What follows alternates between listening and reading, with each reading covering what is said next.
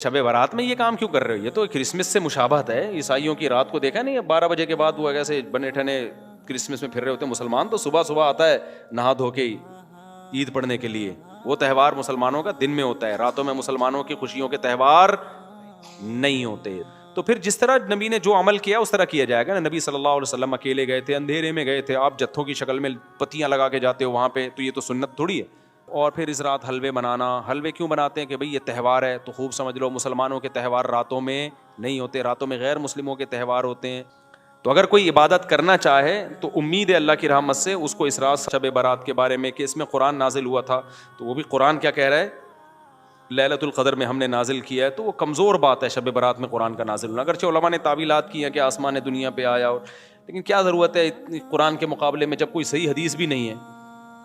تو پھر کیوں ہم اتنی وہ بہت ہی کمزور روایتوں کو کیوں اتنا ہم لفٹ کرائیں؟ سیدھا سیدھا جو یقینی چیز ہے اس کو لے لو. قرآن کہہ رہا ہے لیلۃ القدر جو ہے نا, جو رمضان کے آخری عشرے میں ہوتی ہے, اس میں ہم نے قرآن کو نازل کیا.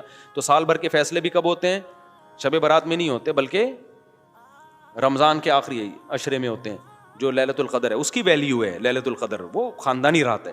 تیسری چیز, اس رات میں اور کیا ہوتا ہے؟ قبرستان جانا. تو بھائی ایک روایت ملتی ہے کہ نبی صلی اللہ علیہ وسلم قبرستان گئے تھے, وہ بھی سند کے لحاظ سے بہت ضعیف ہے.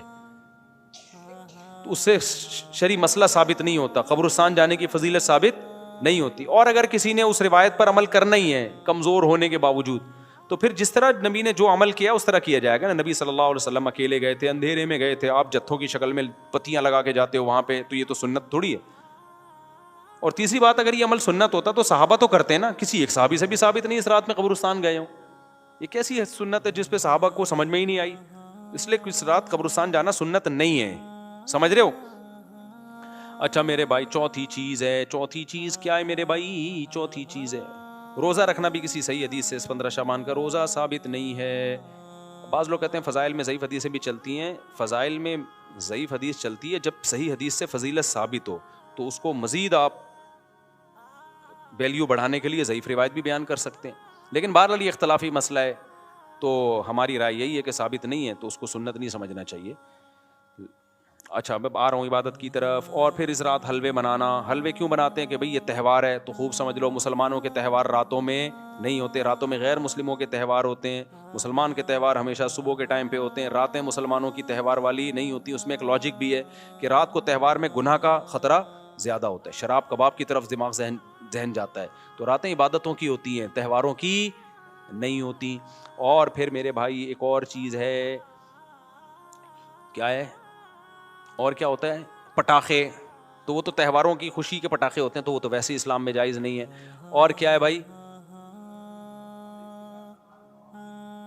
نہیں, شب برات میں خاص عبادت سے متعلق جتنی حدیثیں کوئی بھی صحیح نہیں ہے. ایک ہے کہ کوئی سرے سے فضیلت بھی ہے, کوئی عبادت کی فضیلت بھی ہے یا نہیں. تو خوب سمجھ لو شب برات میں عبادت کی فضیلت پر ایک بھی صحیح حدیث نہیں ہے. جتنی بھی حدیثیں ضعیف ہیں, لیکن چونکہ کثرت سے ہیں. اب کثرت کو دیکھا جائے تو جب ضعیف روایتیں کثرت سے ہوتی ہیں تو عام اصول یہی ہے کہ وہ درجہ حسن تک پہنچ جاتی ہیں. تو جب درجہ حسن تک پہنچی ہوئی ہیں تو اس لیے جمہور علماء اسی کے قائل ہیں کہ اس رات عبادت کی فضیلت ہے. اور دیگر علماء, کچھ علماء ایسے ہیں وہ کہتے ہیں کہ ضعیف روایتیں کثرت سے تو ہیں لیکن ان کے مضمون آپس میں بالکل بھی میچ نہیں کرتے. یعنی ہوتا نا 4 روایتیں ہوتی, چاروں ضعیف ہوتی, فضیلت ایک جیسی بیان ہو رہی ہوتی. تو ہم کہتے ہیں چلو ضعیف ہیں لیکن 4 ضعیف راوی جب بیان کر رہے ہیں تو اس میں جان پیدا ہو جاتی ہے, فضیلت ایک جیسی ہے, تو وہ تو واقعی پھر حسن ہوتی. لیکن فضیلتوں میں بھی بہت فرق ہے. یعنی ایک راوی بالکل کچھ اور بیان کر رہا ہے, دوسرا بالکل ڈیفرنٹ بیان کر رہا ہے. تو اس لیے بعض علماء نے تو بالکل ہی فضیلت کا انکار کر دیا کہ کچھ بھی نہیں ہے. لیکن جمہور علماء, کیونکہ وہ روایات کثرت سے ہیں اور وہ جمہور میں بھی بڑے بڑے علماء ہیں, تو اس لیے بالکل اس کو بدعت قرار دینا اس رات کی عبادت کو, یہ بھی کوئی علمی شخصیت یہ دعویٰ نہیں کر سکتی جس نے تمام روایتوں کا مطالعہ کیا ہو. تو اس لیے اس کو بالکل بدعت کہنا بھی ٹھیک نہیں ہے. تو اگر کوئی عبادت کرنا چاہے تو امید ہے اللہ کی رحمت سے اس کو اس رات ثواب دوسری راتوں سے زیادہ ملے گا. لیکن اگر کوئی عالم اس کی فضیلت کا بالکل انکار کرنا چاہے تو اس کو بھی برا بھلا کہنا ٹھیک نہیں ہے. انکار کی بھی ایک ریزن ہے اور فضیلت کی بھی ایک ریزن ہے. تو اب جب علماء میں اختلاف ہوتا ہے تو عوام کا کام یہی ہوتا ہے کہ جمہور کی رائے کو فالو کرے, وہ 1.5 اینٹ کی الگ سے مسجد بنانے کی کوشش نہ کرے. عوام کا یہی کام ہے. لیکن اگر کوئی عالم انکار کر رہا ہے تو اس پہ طنز نہ کرے, لیکن جو انکار کر رہا ہے اس کو بھی چاہیے دوسروں کے احترام کے ساتھ انکار کرے. بدعتی کہہ کے ان کو کہے کہ یہ بدعت ہیں, یہ ضعیف حدیثوں پر عمل کرتے ہیں, تو یہ اس کی علامت ہے کہ آپ نا جس چیز کی جتنی حیثیت ہے اس کو اس کی حیثیت سے زیادہ گھٹا رہے ہو یا زیادہ بڑھا رہے. تو میرا اسٹائل یہی ہے, میں ہمیشہ سے یہ کہتا ہوں بھائی شب برات میں کوئی بھی چیز ثابت نہیں ہے سوائے فضیلت کے, یعنی عبادت کی فضیلت. تو اگر کوئی عبادت کرنا چاہے تو اللہ کی رحمت سے امید ہے اس کو دوسری راتوں کی نسبت ثواب زیادہ ملے گا. تو جمہور ہی کا قول میں پبلک کو بتاتا ہوں, لیکن جو علماء اس کی فضیلت کے بالکل منکر ہیں تو ان پہ بھی طنز کرنے کی اجازت نہیں ہے. میری اپنی ذاتی رائے کیا ہے وہ میں آپ کو نہیں بتاتا, کیوں آپ میرے مقلد تھوڑی ہو. جو جمہور علماء کہہ رہے ہیں آپ ان کی رائے پر عمل کرو. سمجھتے ہو کہ نہیں سمجھتے؟ جیز کیش,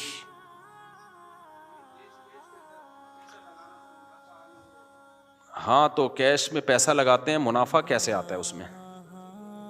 اچھا, جائز کیش میں جب آپ پیسے ڈالتے ہیں نا تو آپ کو فری کالز ملتی ہیں, اور وہ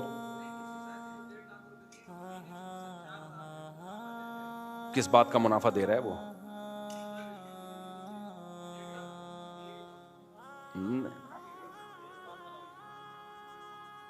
نہیں یہ تو جائز نہیں ہے نا. وہ کوئی بزنس کرے اس میں پرسنٹیج کے حساب سے پیسے دے آپ کو.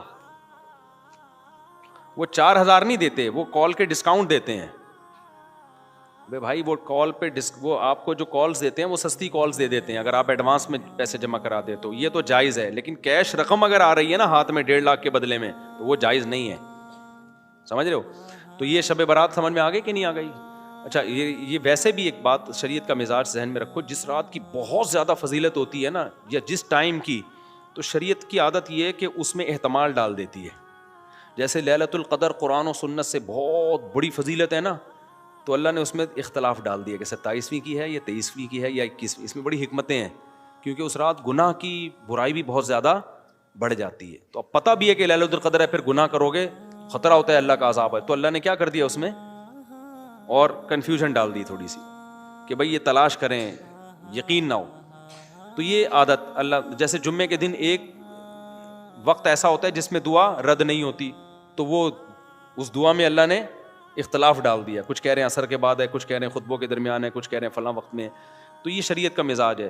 تو شب برات میں اسپیسیفک ایک ہی رات متعین ہونا بھی, بعض علماء کہتے ہیں کہ بھئی یہ اتنی بڑی فضیلت کو اللہ نے اس کے ٹائم کو متعین کیا. یہ اشکالات ہیں, لیکن میں نے بات بتایا کہ فتویٰ اسی پر ہے جو جمہور کا قول ہے کہ عبادت کی فضیلت ہے, عبادت کر لینی چاہیے, لیکن خاص طریقے سے عبادت یا جماعت سے نمازیں قائم کرنا اس وقت یہ ٹھیک نہیں ہے. یہ مخصوص پہلی رکعت میں یہ پڑھیں, دوسری میں یہ پڑھیں, یہ بالکل ٹھیک نہیں ہے. اور تو کوئی عمل نہیں ہے جو شب برات میں کیا جاتا. بیری کے پتوں سے نہاتے ہو, یہ تو کیا اس کا کوئی بھائی نہاتے کیوں ہو رات کو؟ تہوار سمجھ کے نہاتے ہو نا, تو تہوار کا عنصر تو ہے ہی نہیں نا اس میں, عید کا عنصر تو ہے ہی نہیں. مسلمانوں کی عیدیں دن میں ہوتی ہیں, رات میں ویسے ہی اگر پسینہ آ رہا ہے, نہانے کا دل چاہ رہا ہے تو نہا لو آپ. شب برات کے میں نہاؤ گے فضیلت سمجھ کے تو بدعت کا گناہ ملے گا.